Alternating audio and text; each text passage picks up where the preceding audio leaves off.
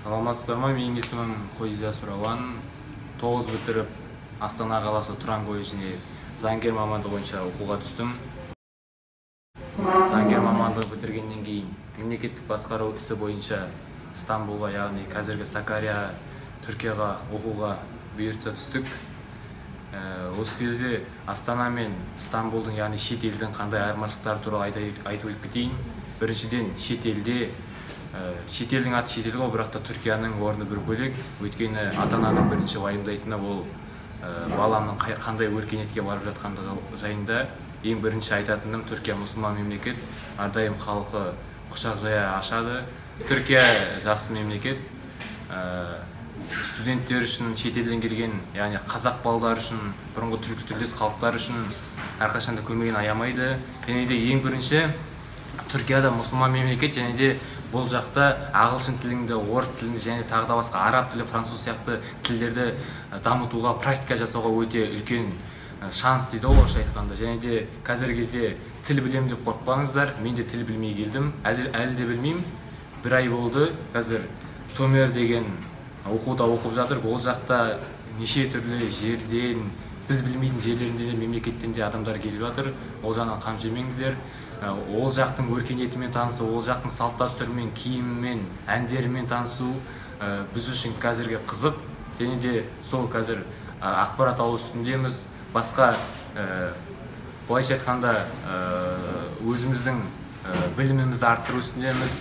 Және де ең бірінші Түркияда, мысалы мен Астанада оқыдым. Астанада оқыған кезде білесіздер, өте қымбат. Мына жақта Астанада құртқан ақшам Түркияда 10 есе, 5 есе одан да көбірек болады. Және де мына жақта ашта қалмайсыздар, рухани да байысыздар, және де көптеген үлкен кругозорларыңыз өседі. Адамдармен танысасыздар, көресіздер, жүресіздер. Табиғаты да өте керемет. Кеңес беремін сіздерге келуге. Қазіргі кезде мен осы жақтың тілімен айтқанда йуртта, яғни общагада, общежитияда тұрып жатырмын. Жатақханада жағдай дегеніміз, мен ең былайша айтқанда жаман деймін. Жаманның өзі біздіңше күшті. Условиясы барлығы да өте күшті. Жанындағы үш түрік досым бар. Үш түрік досым маған деген түрік тілін үйретуде барлық жағдайлар жасауда. Мысалы 27 мың ақша төлеймін. Қазіргі айтып отқанымда, 2019 жылы 27 мың ақша төлеймін. 2 мезгіл тамағымен барлық жағдай жасалған, душ барлығы бар, комнатамыз таза, барлық жағдай жасалған. Ол жағынан қам жемеңіздер, адамдар өте күшті. Және де мен ешқандай стипендия, бурслары, тағы да басқа программамен келген жоқ, мен өзім келдім.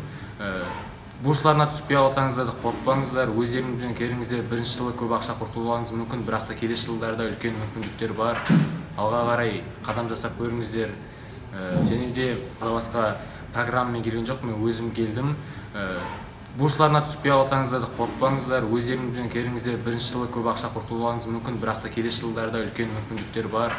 Алға қарай қадам жасап көріңіздер. Және де өзімнің таныс апам арқылы келген едім. Таныс апа болғанда мына жақта қазақтардың бәрі бір-біріне бауыр. Қазақтар түгіл бүкіл Ресей халықтары, СНГ халықтар, ТМД елдерінің халықтары бір-біріне бауыр. Ешқандай сені көмек сұрасаң, ешқайда бетінен қақпайды.